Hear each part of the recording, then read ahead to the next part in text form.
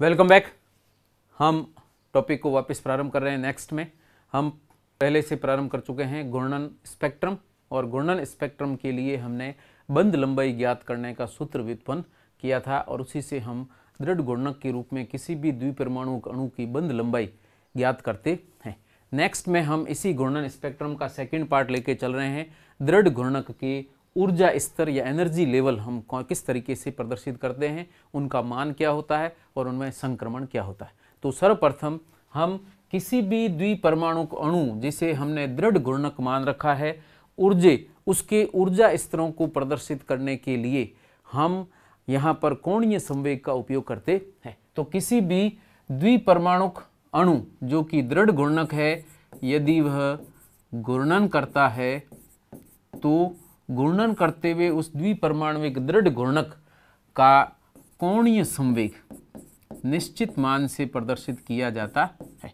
कोणीय संवेग को यहाँ पर हम प्रदर्शित करते हैं कैपिटल लेटर L से, और दृढ़ घूर्णक का कोणीय संवेग हमेशा I इंटू ओमेगा के गुणनफल के बराबर होता है, जिसमें दिया गया ओमेगा ये प्रदर्शित करता है कोणीय वेग को या एंगुलर वेलोसिटी को प्रदर्शित करेगा, एंगुलर वेलोसिटी। इसके अलावा जो I दिया गया है हम पहले ले चुके हैं, यह है जड़त्वाघूर्ण या मोमेंट ऑफ इनर्शिया, और इसके अलावा L यहाँ पर कोणीय संवेग या एंगुलर मोमेंटम को प्रदर्शित करता है। कोणीय संवेग या एंगुलर मोमेंटम को प्रदर्शित करता है। इस संबंध के अलावा यहाँ पर दिया गया कोणीय संवेग वास्तव में क्वांटीकृत होता है। तो किसी भी दृढ़ घूर्णक या द्विपरमाणु अणु के घूर्णन के प्रक्रियाओं के अंदर इनका कोणीय संवेग हमेशा क्वांटीकृत होता है। तो ये प्रक्रिया आपको जरूर ध्यान रखनी है कि यहाँ पर घूर्णन करते हुए द्विपरमाणु अणु का कोणीय संवेग क्वांटीकृत होता है। तो सेकंड प्रक्रिया आपको ध्यान रखनी है कि दिया गया कोणीय संवेग क्वांटीकृत होता है, और अगर क्वांटीकृत होता है तो ऐसी स्थिति में इसको हम अन्य संबंध या क्वांटीकृत संबंध के रूप में प्रदर्शित कर सकते हैं। तो अगर कोणीय संवेग क्वांटीकृत होता है तो इसके लिए यह संबंध दर्शाया जाता है J इंटू J+1 का रूट इंटू H/2 पाई के रूप में हम इसको प्रदर्शित करते हैं। यह है समीकरण नंबर 2। तो द्विपरमाणु अणु दृढ़ घूर्णक के रूप में जब घूर्णन करता है तो उसका कोणीय संवेग क्वांटीकृत होगा, और क्वांटीकृत रूप में कोणीय संवेग को हम इस संबंध से प्रदर्शित करते हैं जहां पर दिया गया J यहाँ पर घूर्णन क्वांटम संख्या, घूर्णन क्वांटम संख्या या रोटेशनल क्वांटम नंबर के रूप में हम इसको प्रदर्शित करते हैं। और रोटेशनल क्वांटम नंबर की वैल्यू 0, 1, 2, 3 से होते हुए पूर्णांक संख्या में अनंत तक हो सकती है। तो यहाँ पर J घूर्णन क्वांटम संख्या को प्रदर्शित करेगा, H यहाँ पर प्लांक नियतांक को दर्शाता है, बाकी पाई यहाँ पर कांस्टेंट है। तो इस तरीके से J यहाँ पर कोणीय संवेग की क्वांटीकृत प्रक्रिया के रूप में हमने L के घूर्णन क्वांटम संख्या को दर्शाया है। इसके अलावा यदि इसी प्रक्रिया को हम घूर्णन स्तर की या घूर्णन की ऊर्जा की बात की जाए तो घूर्णन स्तर की ऊर्जा कैसे दर्शाई जाती है। तो तीसरे पार्ट में हम ले रहे हैं घूर्णन स्तर की ऊर्जा, और अपने निश्चित अक्ष व गुरुत्व केंद्र पर घूर्णन करते हुए अणु की ऊर्जा को यदि प्रदर्शित किया जाए तो ऊर्जा को हम दर्शाते हैं E से, और चूंकि घूर्णन ऊर्जा है तो यहाँ पर हम लिख देते हैं J। तो घूर्णन ऊर्जा स्तर की ऊर्जा J क्वांटम संख्या के साथ में प्रदर्शित की गई है, जो घूर्णन क्वांटम संख्या है, और इसका मान होता है 1/2, और यहाँ पर हम प्रदर्शित करते हैं L ओमेगा स्क्वायर के रूप में, L into omega square. L यहाँ पर क्या है, कोणीय संवेग है, और यहाँ पर ओमेगा जो दिया गया है ये यहाँ पर आपके कोणीय वेग को प्रदर्शित करता है। तो ये L नहीं I ओमेगा स्क्वायर के बराबर होगा। पहले हमने L लिया था I ओमेगा, तो यहाँ पर ये I ओमेगा स्क्वायर के रूप में प्रदर्शित होता है। तो यहाँ पर ई जे 1/2 आई ओमेगा स्क्वायर के रूप में प्रदर्शित किया जाता है। इसी को मॉडिफाई करके अगर हम लिखें तो आई का हम भाग भी दे देते हैं और आई से गुणा भी कर दिया जाए तो ऊपर हो जाएगा आई स्क्वायर और नीचे हो जाएगा एक अतिरिक्त आई। इसकी यदि समीकरण 1 से तुलना की जाए, जिसमें हमने क्या लिखा था, L इक्वल टू होता है आई इंटू ओमेगा, तो यहाँ पर L का मान आई ओमेगा के बराबर है तो I square omega square L square के बराबर होगा। इसलिए हम इस घूर्णन स्तर की ऊर्जा को हम इस रूप में भी प्रदर्शित कर सकते हैं 1/2 into L square upon I के द्वारा। इसे कर देते हैं समीकरण नंबर 3। अगर समीकरण नंबर 3 हो चुका है तो इससे चेंज कर देना, हमने समीकरण नंबर यहाँ पर 2 ही ले रखा है तो इसका हो जाएगा समीकरण नंबर 3। इस समीकरण नंबर 3 में L का मान हमने पहले ज्ञात किया था कि यह कोणीय संवेग है और कोणीय संवेग क्वांटीकृत होता है, तो J का मान हम वहां से यहाँ पर रख दें तो किसी घूर्णन स्तर J की ऊर्जा को प्रदर्शित किया जाता है 1/2 इंटू L की जगह मान हम रखेंगे J into J plus 1 into H upon 2 पाई, ये तो है L का मान, और यहाँ पर स्क्वायर है तो पूरा ब्रैकेट बना के लगा दीजिए स्क्वायर और भाग के रूप में यहाँ पर आ जाएगा आई। और इसको यदि सरल किया जाए तो ये मान प्राप्त होता है किस तरीके से, J इंटू J प्लस 1 का वर्गमूल का स्क्वायर करेंगे तो पीछे बचेगा J इंटू J प्लस 1 पीछे बचेगा। इसके अलावा ऊपर H है तो H का हो जाएगा स्क्वायर, नीचे 2 का और पाई का स्क्वायर करेंगे तो ये हो जाएगा 4 पाई स्क्वायर, इसको 2 से गुणा करेंगे तो ये हो जाएगा 8 पाई स्क्वायर, और यहाँ पर दिया गया है आई।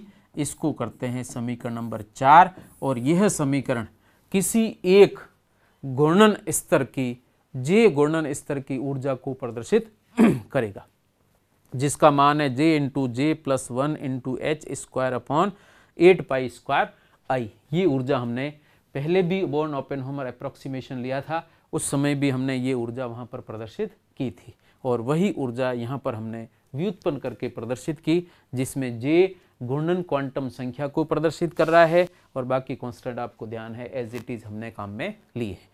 अब अगर हम सामान्य घूर्णन स्पेक्ट्रम को प्रदर्शित करते हैं तो सामान्य घूर्णन स्पेक्ट्रम वास्तव में हम तरंग संख्या के रूप में दर्शाते हैं। तो यदि इसी ऊर्जा को तरंग संख्या के रूप में प्रदर्शित करना हो तो हम EJ ऊर्जा को इस रूप में दर्शाते हैं कि प्लांक संबंध के अनुसार यह hc अपॉन लैम्डा के बराबर होता है, या फिर हम इसको कहते हैं hc न्यू बार के रूप में। और यहाँ पर घूर्णन स्तर के लिए इस न्यू बार तरंग संख्या को हम इस प्रकार प्रदर्शित करते हैं hc, इसको EJ बार के रूप में लिखा जाता है। अतः यदि ऊपर दिए गए संबंध के अंदर हम EJ का ये मान रख दें तो hc EJ बार प्रदर्शित हो जाएगा। और यहाँ आपको वापस ध्यान रखना EJ बार क्या है, यह घूर्णन स्तर की तरंग संख्या को प्रदर्शित करता है, तरंग संख्या के रूप में इसको लिखा जाता है। और तरंग संख्या के रूप में न्यू बार की जगह हमने EJ बार के रूप में इसका उपयोग किया है। कुछ जगह इसे इस तरीके से भी प्रदर्शित किया जाता है तो भी कोई बात नहीं है, आप प्रत्येक कोई भी काम में ले सकते हैं। तो यहाँ पर मैंने EJ बार के रूप में घूर्णन तरंग संख्या को दर्शाया है। और यदि मैं ऊपर वाले संबंध में EJ के जगह क्या रख देता हूँ, hc इंटू EJ बार रख दिया जाए, किसकी जगह, EJ की जगह, अर्थात घूर्णन स्तर J की ऊर्जा की जगह इसकी जगह पर हम ये रख सकते हैं। तो ऊपर वाले संबंध में हमने इसकी जगह इसको प्रदर्शित किया, तो मैं दोनों संबंध लेता हूँ। EJ की जगह हम रख रहे हैं hc इंटू EJ बार बराबर, सूत्र वही रहेगा, J into J plus 1 into H square upon 8 pi square I. और यदि मैं इन दोनों संबंध को लेकर के केवल घूर्णन की या घूर्णन स्तर की तरंग संख्या ही लिखना चाहता हूँ तो हम इस EJ बार के रूप को यहाँ पर इस रूप में दर्शाते हैं HC का यहाँ पर भाग लग जाएगा और पीछे बचेगा J into J+1, H square में से एक H कट जाएगा HC का भाग देते ही, और नीचे एक अतिरिक्त C जुड़ेगा, तो ये हो जाएगा 8 pi square I into C, और इसे करिए समीकरण नंबर 4। और यहाँ पर C प्रकाश के वेग को प्रदर्शित कर रहा है, बाकी सभी स्थिरांक उसी तरीके से काम में लिए गए। अब इस समीकरण 4 की प्रक्रिया को हम और सरल रूप में प्रदर्शित करते हैं, तो हम ज़्यादातर गणनाओं के अंदर यह संबंध काम में लेंगे, जिसमें ये जो मान दिया गया है इसको मैं स्थिरांक b के रूप में प्रदर्शित करूं, तो ये हो जाएगा bj इंटू J+1, और इस संबंध के अंदर समीकरण नंबर में लिख रहा हूँ 5, और प्रयुक्त किया गया स्थिरांक b यहाँ पर घूर्णन स्थिरांक या रोटेशनल कांस्टेंट कहलाता है। तो यहाँ पर दिया गया b क्या है? घूर्णन स्थिरांक है या रोटेशनल कांस्टेंट है, और इस रोटेशनल कांस्टेंट का मान हम इसके स्पेक्ट्रम की सहायता से ज्ञात करते हैं, और किसी भी द्विध्रुवीय या ध्रुवीय द्विपरमाणु अणु के घूर्णन स्पेक्ट्रम से b का मान ज्ञात हो जाए तो हम बंध लंबाई ज्ञात कर सकते हैं। उसका सूत्र हमने ऊपर लिखा था और उसी से बंध लंबाई ज्ञात की जाती है। तो ये घूर्णन स्थिरांक या रोटेशनल कांस्टेंट को प्रदर्शित करता है, और यह समीकरण नंबर 5 किसी एक घूर्णन स्तर की तरंग संख्या को दर्शाता है। तो इंपॉर्टेंट हो जाएगा घूर्णन स्तर की तरंग संख्या हम समीकरण 5 की सहायता से प्रदर्शित करते हैं। और इस प्रकार से यदि यहाँ पर J का मान प्रदर्शित किया जाए तो जो कि होता है 0, 1, 2, 3, 4 इस तरीके से बढ़ता जाता है, और यदि J के मान में रखता जाऊं तो भिन्न भिन्न घूर्णन ऊर्जा स्तरों की तरंग संख्या ज्ञात कर सकते हैं। तो नेक्स्ट में हम इसी संबंध के अंदर J के भिन्न भिन्न मान रखकर घूर्णन ऊर्जा स्तर प्राप्त करते हैं। तो यहाँ पर हम घूर्णन ऊर्जा स्तर की तरंग संख्या ज्ञात करते हैं। घूर्णन ऊर्जा स्तर की तरंग संख्या ज्ञात करते हैं, जिसमें J का मान आपको निश्चित रखना है 0, 1, 2, 3, 4, 5 इस तरीके से जाएगा। इसमें यहाँ पर EJ बार या घूर्णन स्तर की तरंग संख्या का सूत्र है BJ इंटू J+1। यदि यहाँ पर J का मान 0 कर दिया जाए तो E0 बार शून्य या प्रथम घूर्णन स्तर जो दिया गया है उसकी तरंग संख्या E0 बार के रूप में प्रदर्शित की जाए, तो J का मान मैं रख देता हूँ 0, यहाँ हो जाएगा 0+1 इक्वल टू हो जाएगा 0। तो पहले घूर्णन स्तर के तरंग संख्या का मान कितना होगा? 0 होता है। अगर मैं इसके जगह दूसरी घूर्णन ऊर्जा स्तर की बात करता हूँ जिसके अंदर J का मान कितना है 1, तो सूत्र में J का मान 1 रख दें तो E1 बार हो जाएगा बराबर ये होगा B इंटू 1 इक्वल टू 1 + 1 हो गया 2 और 2 इंटू B हो जाएगा यहाँ पर 2B। तो इस रूप में हम दूसरे स्तर के लिए मान लिखा जाता है 2B। इसी तरीके से मैं लिखता हूँ J इक्वल टू 2, तो J इक्वल टू 2 के लिए E2 बार हो जाएगा, यहाँ पर 2 से गुणा कर दीजिए तो ये हो जाएगा 2 + 1 3 इंटू 2 6, तो 6B होगा। ऐसे ही अगर J इक्वल टू 3 कर दिया जाए तो यहाँ पर E3 बार के बराबर हो जाएगा। J का मान 3, तो 3 और 1 4, 4 इंटू 3 कितना हो जाएगा 12B होगा। एक और मैं ले लेता हूँ, यदि J की जगह 4 दिया गया हो तो E4 बार का मान कितना हो जाएगा 4 1 5, 5 चौक 20 हो जाएगा, 20B के बराबर।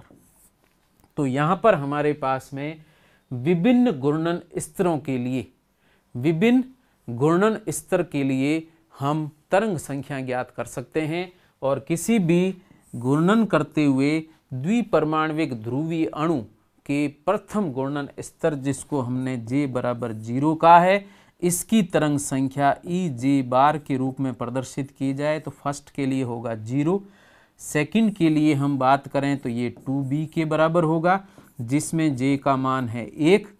तीसरे स्तर में मान कितना दिया गया है, 2b के बाद में आता है 6b, तो ये हो जाएगा j इक्वल टू 2 के लिए हो जाएगा 6b। अब आप ध्यान रखना है 0 और इसके बीच का अंतराल 2b का है, फिर 4b का है, इसी तरीके से आगे बढ़ रहा है। तो यहाँ आपको ध्यान रखना है, तो मान वापस बढ़ता जा रहा है तो इनके बीच का अंतराल भी क्या होगा, बढ़ेगा। तो यहाँ आपको अंतराल को बढ़ाते हुए प्रदर्शित करना है, फिर बढ़ाते हुए प्रदर्शित करना है, फिर बढ़ाते हुए प्रदर्शित करना है। j का मान यहाँ पर 3, j का मान 4, j का मान 5, इस तरीके से हम इसके विभिन्न घूर्णन ऊर्जा स्तरों को तरंग संख्या के रूप में प्रदर्शित करें तो घूर्णन क्वांटम संख्या j इक्वल टू 0, 1, 2, 3, 4, तो इसमें हो जाएगा 0 है, फिर 2b, फिर है 6b, फिर है 12b, फिर है 20b और फिर हो जाएगा 30b। तो इसको हम इस रूप में प्रदर्शित करते हैं। अब आपको याद कैसे रखना है, या तो सूत्र के अंदर मान रखते जाएं। अगर मैं 5 रखता हूं तो 5 + 6 × 5 हो जाएगा 30, 30b के रूप में। और b जो दिया है ये घूर्णन स्थिरांक को प्रदर्शित करता है, जो दिए गए द्विध्रुवीय परमाणु के प्रकृति पर निर्भर करेगा। तो b घूर्णन स्थिरांक वहीं से प्राप्त किया जाता है। तो इस तरीके से हम यहाँ पर घूर्णन ऊर्जा स्तर प्रदर्शित करते हैं। तो यह घूर्णन ऊर्जा स्तर और इधर दी गई इनकी घूर्णन ऊर्जा स्तर की तरंग संख्या है, जिसको हम ऊर्जा या आवृत्ति जिसमें चाहे इसमें परिवर्तित कर सकते हैं, संबंध हमने ले रखा है। तो इस तरीके से यहाँ तक घूर्णन ऊर्जा स्तर प्राप्त हो गए। अब यदि किसी भी ध्रुवीय परमाणु अणु को माइक्रोवेव्स आपतित की जाती है तो यह अणु उन तरंगों को अवशोषित करके एक स्तर से दूसरे स्तर में क्या करेगा, संक्रमण करेगा। यहाँ पर है तो यहाँ आ जाएगा, यहाँ से यहाँ आएगा, यहाँ से यहाँ आएगा, यहाँ से यहाँ आएगा, यहाँ से आ जाए। तो जैसे जैसे ऊर्जा देते जाएंगे वैसे वैसे माइक्रो तरंगों के बराबर ऊर्जाओं को अवशोषित करते हुए यह अपने विभिन्न घूर्णन ऊर्जा स्तरों के मध्य संक्रमण करता है, विकिरण अवशोषित करके स्तर परिवर्तित करता है। जिस प्रकार से इलेक्ट्रॉन एक कोष से दूसरे, तीसरे, चौथे कोष में संक्रमित होते हैं या संक्रमण करते हैं, उसी तरीके से अणु का घूर्णन भी विकिरण अवशोषित करके विभिन्न घूर्णन ऊर्जा स्तरों के मध्य संक्रमण करता है। और इस प्रक्रिया को ही हम घूर्णन संक्रमण के लिए क्वांटीकरण के शब्द का उपयोग करते हैं। तो घूर्णन संक्रमण का क्वांटीकरण, तो यहाँ पर जो मैंने तीर बता रखे हैं ये संक्रमण है और ये संक्रमण घूर्णन ऊर्जा के क्वांटीकरण को प्रदर्शित करता है, अर्थात निश्चित क्वांटा के रूप में अणु घूर्णन करते हुए ऊर्जा को अवशोषित करता है। और यदि मैं यहाँ से यहाँ तक जाने पर कितनी ऊर्जा अवशोषित होगी इससे ज्ञात करना चाहूँ तो बहुत ईजी हो जाएगा, इससे ज्ञात करूँ बहुत ईजी हो जाएगा, बहुत ईजी हो जाएगा। इस तरीके से हम इसको प्रदर्शित कर सकते हैं। लेकिन अगर मैं सूत्र के रूप में ये मान ज्ञात करना चाहूँ तो यहाँ से यहाँ तक के 2b के अंतराल को या दो निश्चित ऊर्जा स्तरों के मध्य का जो अंतराल है, इस अंतराल को हम संक्रमण ऊर्जा कहते हैं। तो नेक्स्ट में हम बात करेंगे संक्रमण ऊर्जा क्या होती है, घूर्णन स्पेक्ट्रम कैसे प्राप्त होता है और उनमें घूर्णन स्पेक्ट्रम के जो लाइनें प्राप्त होगी उन रेखाओं के बीच की दूरी कितनी होती है। तो इसके बाद ही हम यहीं पे नेक्स्ट में प्रारंभ कर देते हैं और यह है घूर्णन ऊर्जा स्तर संक्रमण। घूर्णन ऊर्जा स्तरों के मध्य संक्रमण या ट्रांजिशन शब्द काम में लिया जाता है। घूर्णन ऊर्जा स्तर संक्रमण या इसको हम कहते हैं ट्रांजिशन। ट्रांजिशन का मतलब है किसी भी द्विध्रुवीय या द्विध्रुवीय अणु को अगर मुक्त गैसीय अवस्था के अंदर माइक्रो तरंगें दी जाती है तो अपने एक स्तर से दूसरे घूर्णन स्तर में किस तरीके से स्थानांतरित होता है, उनके मध्य का अंतराल कितना है, ये कितनी ऊर्जा अवशोषित करेगा, उसी को हम संक्रमण के रूप में प्रदर्शित करते हैं। और संक्रमण की प्रक्रिया हमेशा क्या होता है वो आपको ध्यान रखना है। तो संक्रमण या ट्रांजिशन का मीनिंग क्या है, तो सीधा सा है ट्रांजिशन का अर्थ है एक उस ऊर्जा स्तर से दूसरे ऊर्जा स्तर में स्थानांतरण के रूप में कितनी विकिरण ऊर्जा अवशोषित की जाती है, उसी को हम संक्रमण की ऊर्जा के रूप में दर्शाते हैं। तो संक्रमण है एक ऊर्जा स्तर से दूसरे ऊर्जा स्तर में स्थानांतरण को संक्रमण कहते हैं, और उनमें आवश्यक ऊर्जा की मात्रा को इन दो ऊर्जा स्तरों के ऊर्जाओं के अंतर या फिर उन दोनों ऊर्जा स्तरों के जो तरंग दैर्ध्य हैं उन दोनों ऊर्जा स्तरों की तरंग संख्या है उनके अंतराल या अंतर के रूप में प्रदर्शित करते हैं। तो संक्रमण का मतलब तो है ऊर्जा स्तरों के मध्य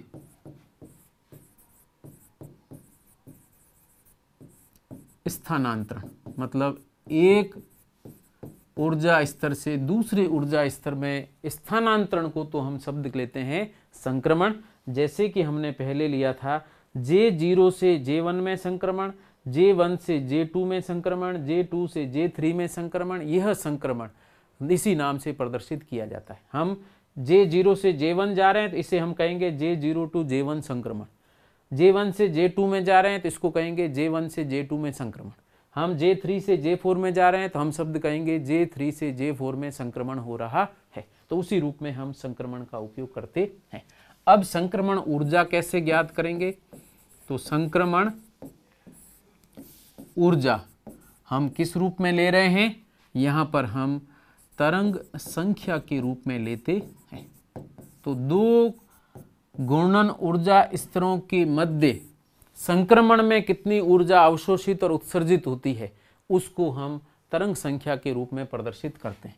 अगर हम बात करते हैं J से J+1 ऊर्जा स्तर की, ये निम्न ऊर्जा स्तर है, ये उच्च ऊर्जा स्तर है। यदि नीचे उस स्तर से उच्च स्तर में स्थानांतरण होता है तो इस प्रक्रिया के अंदर क्या होगा? ऊर्जा अवशोषण होगा। और यदि हम वापस उच्च स्तर से निम्न स्तर में लौट आते हैं, अर्थात J+1 स्तर से पुनः J स्तर में लौटते हैं या संक्रमण करते हैं, तो इस प्रक्रिया के अंदर ऊर्जा उत्सर्जित होती है।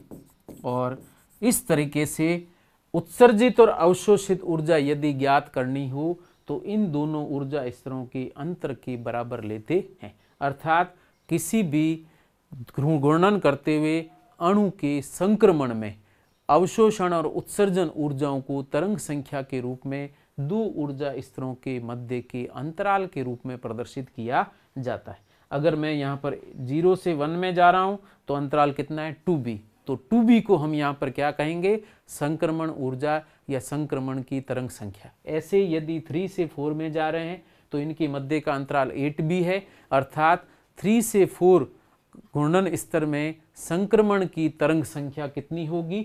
8b होगी। और इसको हम सूत्र के रूप में कैसे ज्ञात करें?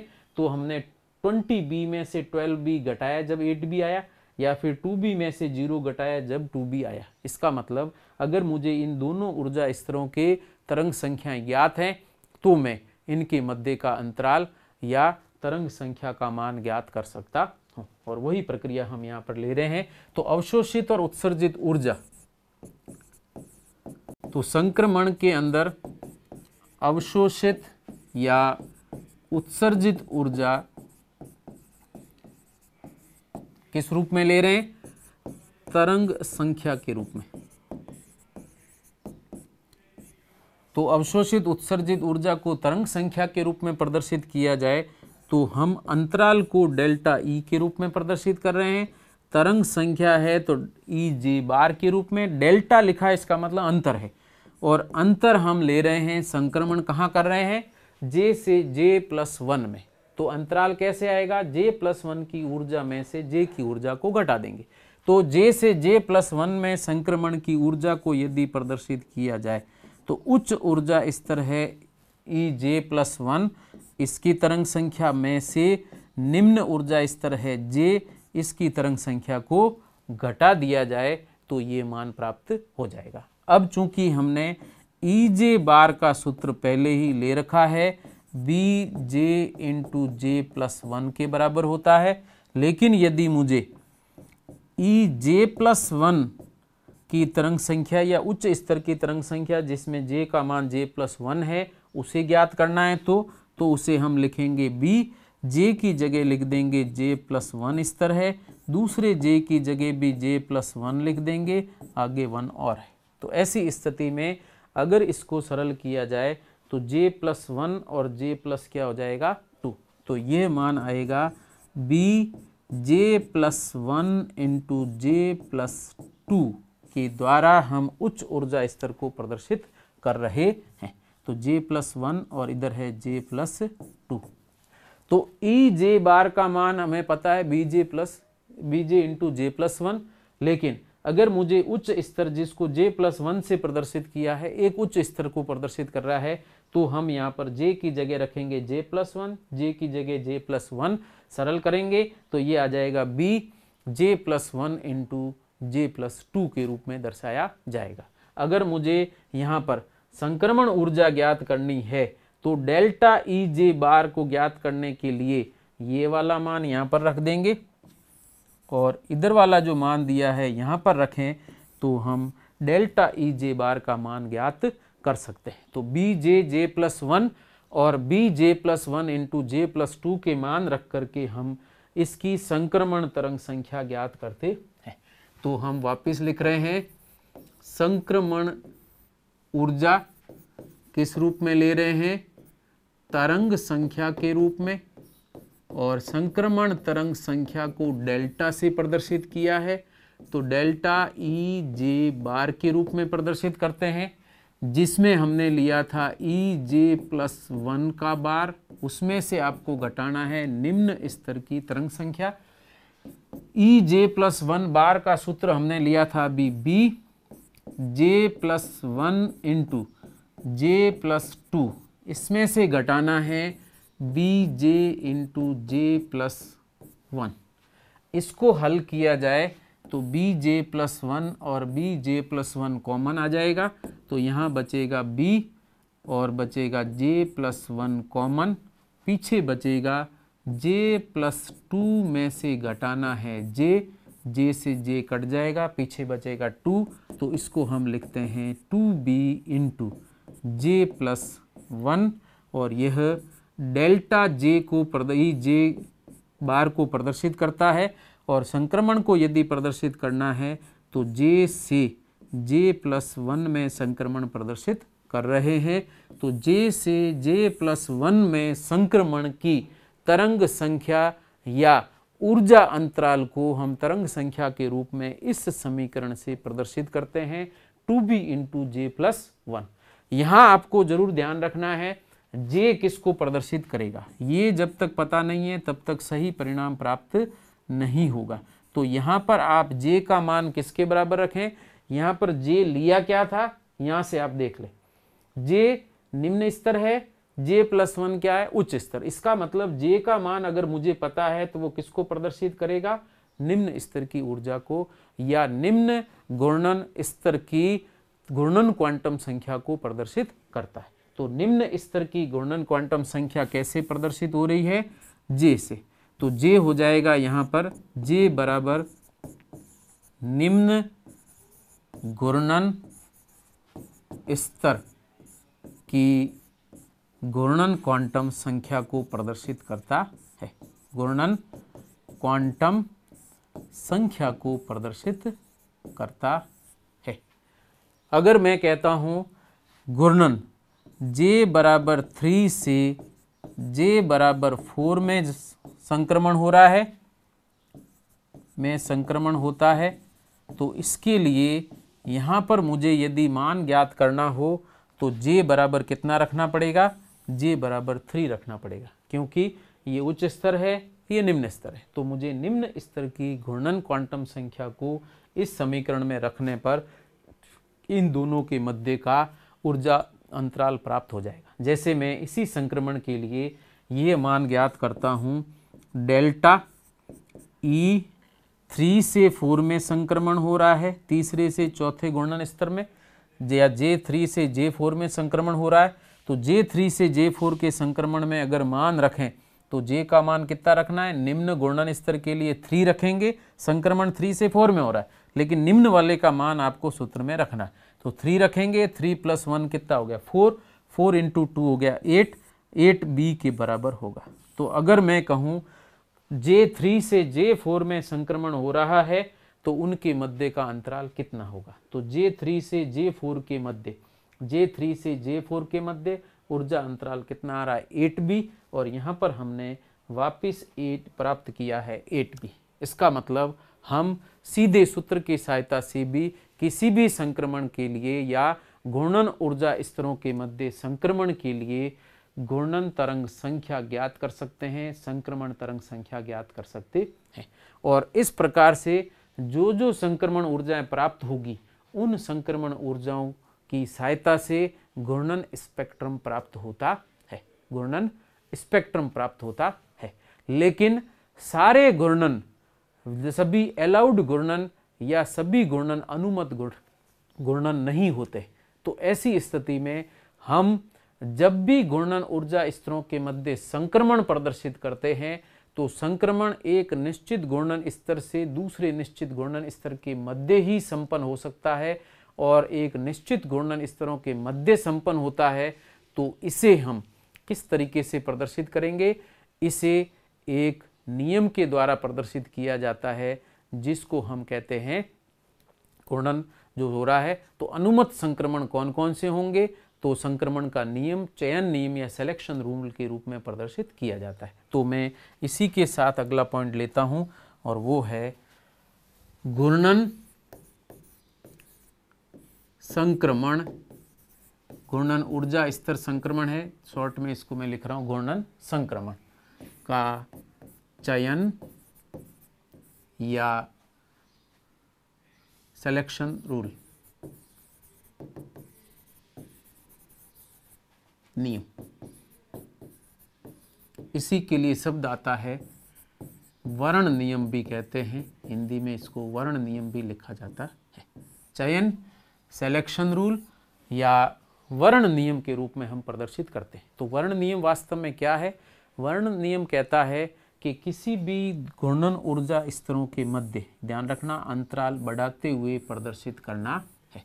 तो किसी भी घूर्णन ऊर्जा स्तरों के मध्य ऐसा संक्रमण जो कि प्रायोगिक रूप से संभव होता है या दिया गया अणु एक निश्चित विकिरण अवशोषित करके एक घूर्णन स्तर से दूसरे घूर्णन स्तर में संक्रमण कर सकता है, जो अलाउड संक्रमण है, जो अनुमत संक्रमण है। तो अनुमत संक्रमण प्रदर्शित करने की प्रक्रिया को चयन नियम से ज्ञात किया जाता है। तो सीधा हो जाएगा संक्रमण की अनुमत प्रक्रिया को चयन नियम या सिलेक्शन रूल से दर्शाया जाता है, नियम से दर्शाते हैं। यह प्रायोगिक प्रक्रिया है और प्रायोगिक रूप से ही निर्धारित होता है कि कौन से घूर्णन स्तर से कौन से घूर्णन स्तर के मध्य संक्रमण हो सकता है, क्योंकि सारे संक्रमण अनुमत नहीं होते हैं। तो यहाँ पर वर्ण नियम ये कहता है कि दो घूर्णन ऊर्जा स्तरों के मध्य यदि संक्रमण होता है तो संक्रमण का मान ±1 के बराबर होगा।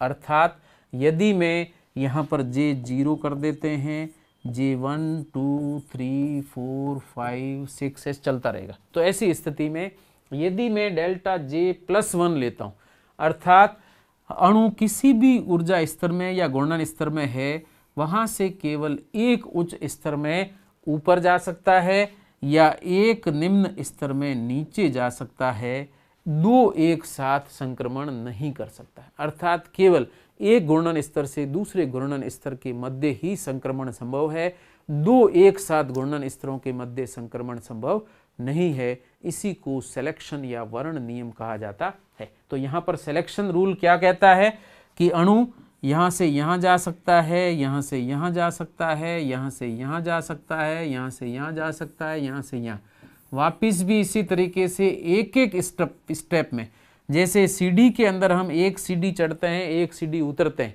वहाँ पर हम ज़्यादा जोर से 2 सीढ़ी 3 सीढ़ी भी चढ़ जाते हैं, जो कि अलाउड है, ठीक है। लेकिन यहाँ पर ऐसा अलाउड नहीं है। आपको यदि ऊपर चढ़ना है तो एक एक स्टेप करके ही ऊपर चढ़ेंगे, उतरना है तो एक एक स्टेप करके ही उतरेंगे। यहाँ पर जितने संक्रमण प्रदर्शित किए हैं सारे के सारे संक्रमण कैसे हैं, अनुमत है।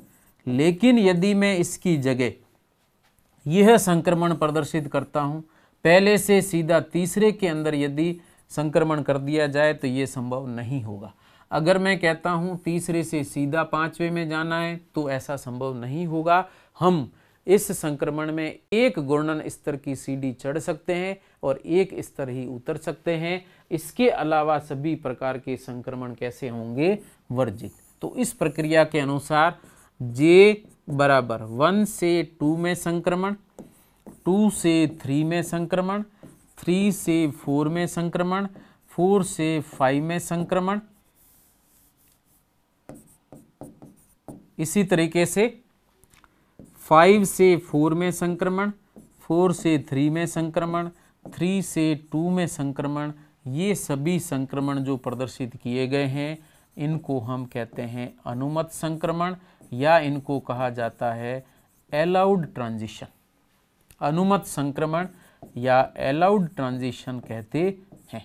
और इसके अलावा कोई भी संक्रमण हो डेल्टा जे के रूप में, तो डेल्टा जे के लिए बाकी सभी संक्रमण यदि 1 से 3 में हो रहा है, 2 से 4 में हो रहा है, 3 से 5 में हो रहा है, 6 से 8 में हो रहा है, तो ये सभी फॉरबिडन श्रेणी के संक्रमण है या वर्जित प्रकृति के संक्रमण है।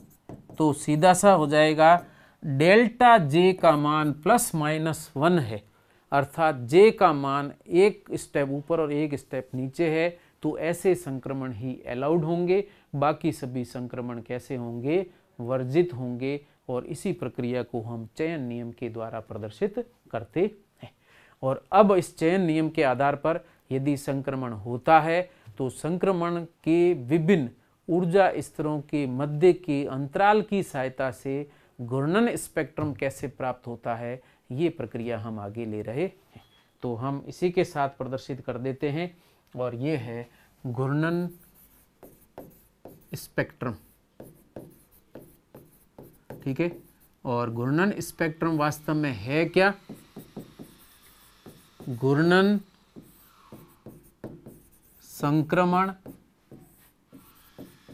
ऊर्जा को क्रम से व्यवस्थित करने पर, क्रम से व्यवस्थित करने पर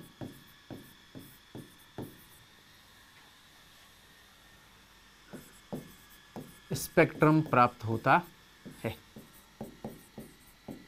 ठीक है, जिस तरीके से विद्युत चुंबकीय तरंगों का स्पेक्ट्रम विभिन्न तरंग दैर्ध्यों को निश्चित क्रम में व्यवस्थित करके प्राप्त किया जाता है, उसी तरीके से यहाँ घूर्णन स्तरों के मध्य विभिन्न संक्रमणों के द्वारा जो जो ऊर्जाएं प्राप्त हो रही है, अवशोषण हो रहा है या उत्सर्जन हो रहा है, ये सभी उत्सर्जन और अवशोषण रेखीय स्पेक्ट्रम के रूप में प्राप्त होते हैं। तो यहाँ पर जो घूर्णन स्पेक्ट्रम प्राप्त होगा यह कैसी प्रकृति का होता है? घूर्णन स्पेक्ट्रम रेखीय प्रकृति का स्पेक्ट्रम है। और अगर रेखीय प्रकृति का स्पेक्ट्रम है तो इसको मैं सूक्ष्म रूप में यहाँ प्रदर्शित करता हूँ। विभिन्न घूर्णन स्तर में यहाँ लेता हूँ, उन्हीं के मध्य संक्रमण ले रहे हैं। जे का मान वापिस 0, 1, 2, 3, 4 दिया गया है। अनुमत संक्रमण लेने हैं और अनुमत संक्रमण की सहायता से यहाँ पर मैं रेखीय स्पेक्ट्रम प्रदर्शित करता हूँ, जो कि रोटेशनल स्पेक्ट्रम है, क्योंकि विभिन्न घूर्णन स्तरों या रोटेशन स्टेट या लेवल के मध्य ट्रांजिशन हो रहा है। तो इस संक्रमण में यदि अणु यहाँ से यहाँ तक विकिरण ऊर्जा अवशोषित करके संक्रमण करता है तो एक लाइन प्राप्त होगी, दूसरा संक्रमण करता है तो दूसरी लाइन प्राप्त होगी, तीसरा संक्रमण करता है तीसरी लाइन प्राप्त होगी, चौथा संक्रमण करता है चौथी लाइन प्राप्त होगी। इसी तरीके से आगे बढ़ते जाएंगे, लाइनें प्राप्त होती चली जाएगी। तो यहाँ पर और यहाँ से स्टार्ट होने वाले स्पेक्ट्रम के मध्य यहाँ से अंतराल अगर देखें तो 0 था, यहाँ पर 2b था, 2 का अंतराल, फिर यहाँ पर 4 का अंतराल हो जाएगा तो ये हो जाएगा 6b, फिर यहाँ पर हो जाएगा 12b, यहाँ पर हो जाएगा 20b, फिर 30b, ऐसे चलेगा। तो यहाँ पर मैं यदि यहाँ से यहाँ तक का अंतराल लेता हूँ तो ऊर्जा अंतराल कितना होगा 2b। 2b की मात्रा में ऊर्जा या तो अवशोषित होगी या उत्सर्जित होगी। यहाँ पर अवशोषित हो रही है तो यहाँ पर जो लाइन बनेगी इसका मान कितना होगा 2b, ठीक है। तो 2b की लाइन, फिर उसके बाद में सेकंड में यहाँ से यहाँ तक के अंतराल के बराबर ऊर्जा अवशोषित होगी तो 4b, यहाँ होगी तो 6b, यहाँ होगी तो 8b, और आगे हो जाएगी तो ये 10b होगा। इस तरीके से चलता रहे। तो यहाँ पहली लाइन 2b की होगी, दूसरी लाइन 4b से बनेगी, दूसरा अवशोषण हो रहा है, तीसरी लाइन 6b से, फिर 8b से, फिर 10b से, फिर 12b से, फिर 14b से, इस तरीके से आगे चलता जाएगा। इसका मतलब इस स्पेक्ट्रम में जो लाइनें बन रही है, इन लाइनों के मध्य की दूरी सभी में कितनी है, बराबर है। इसके मध्य की दूरी 2b, दूसरे में 2b, तीसरे में 2b, चौथे में 2b, ऐसे आगे चलते जाओ, अंतराल कितना होता है 2b।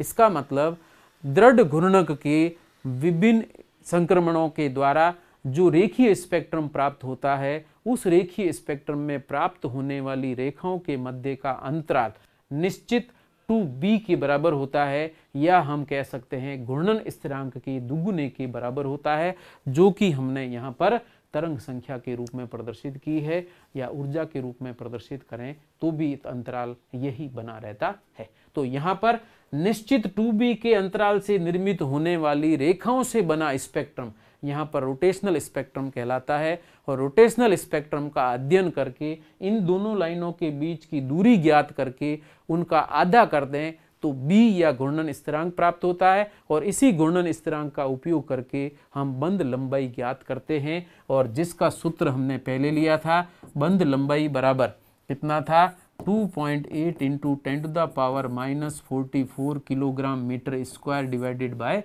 b।